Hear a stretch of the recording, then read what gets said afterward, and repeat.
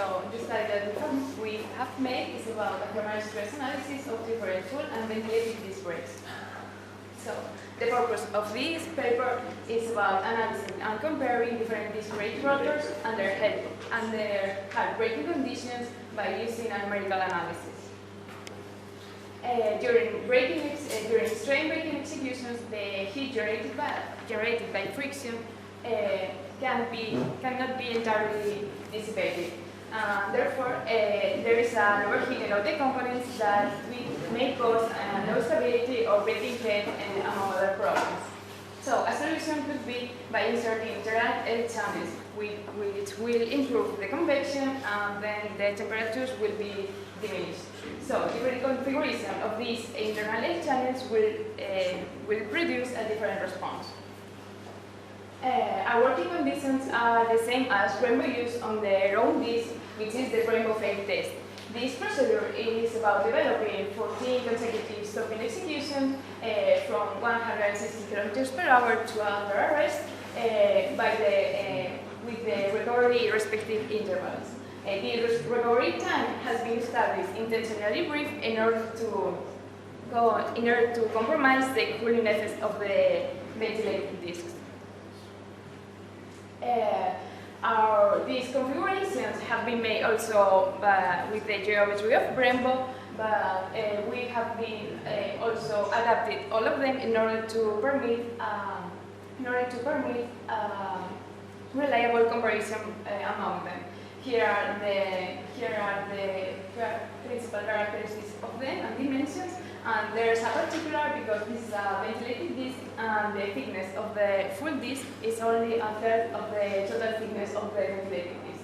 Here we are also the thermomechanical characteristics of the material, which is the gray cast iron, which is the most common material used for this type of disc. The discs that we have compared are three types of ventilated discs. Three types of ventilated discs, which their difference resides on the shape of the vanes, which is a line straight, a curved line, and also three independent pins. Also, we have compared with a full disc. So, going to the numerical analysis, we have set up a couple thermal structural analysis. On the thermal analysis, we have two different types of transient thermal models, one for the braking and the other one to the recovery, where the thermal solution is the thermal input to of the next one. We have here the workflow of these models, where we have imposed these two couple of models 14 times in order to execute these 14 after that, we have also set up a static structural model in order to obtain the stresses values. We have here a FEM model of the straight disc that we have obtained using a map mesh. As for the conditions, we have established on every thermal model a forced convection inside the thickness of the disc, and also a thermal flux, but this has only been set up on the braking model, and it reproduces a rotational movement because ANSYS does not permit to impose the angular velocity. So it will be the thermal flux that will show that. This thermal flux has been calculated based on kinematic energy that has been transformed into heat. We've calculated the thermal flux on a 45 sector of surface, which is equivalent of a real path. On the static structural, we have been imposed a braking force as the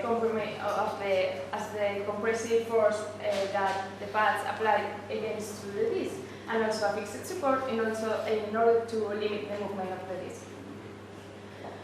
Our results, we can see here the thermal results and the evolution of the maximum temperatures. Here we can see the evolution of the full disc. We can see that at the field braking, the values that it reaches are over the threshold security. So the full disc does not pass the exam.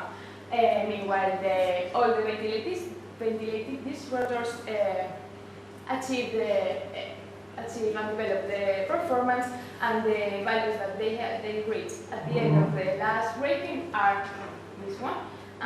The curved one is the one which has the best values, which is 841, and the straight one is the one who has the highest values with almost 900 degrees. If we now see the temperature map of the last brake, we can see the distribution of the temperatures. We can see that the external surface of the disc is the one which deals with the highest temperatures, and here we can see where is the pad and the last pad and where are the highest temperatures. If we now see that part, but on a middle plane, we can see that temperatures, the efficiency of the vanes, here, here, and here, where they permit the pass of the airflow, and then the temperatures get reduced. Here we can see also a video of a braking, but I don't know exactly. What? There was a video where we can see the movement of the simulation of a braking and how the brake get hotter and hotter. As a stress result, we can see two types of stresses. The ones which are generated because of the thermal gradient and because of the action of the pad, as we can see here a little bit, and also on all the lanes. And also because the stress is generated by the mechanical constraints, as we can see on the inner of the hub. These mechanical constraints are the maximum values. Meanwhile, the stresses intervals produced by the thermal gradients are not so high. And also we can see that the pillar beam thing has the most uniform values, and the curved one the most reduced one. So, as conclusions, we have demonstrated that ventilated rotors are superior. Furthermore, that using a thermometric configurations can permit a pumping effect, and this will increase the heat dissipation, and the difference of temperatures that will generate stresses are really further of the compressive ultimate stress. So we can conclude that the curved disc is the best configuration. But as a future scope, as another study that we can do is studying the convection coefficient, because this is depend on the velocity, and also the air configuration, the internal configuration will reproduce an aerodynamic behavior that will be different in different cases. So it will be interesting to do a free dynamic study of it in order to obtain more accurate results. Thank you very much.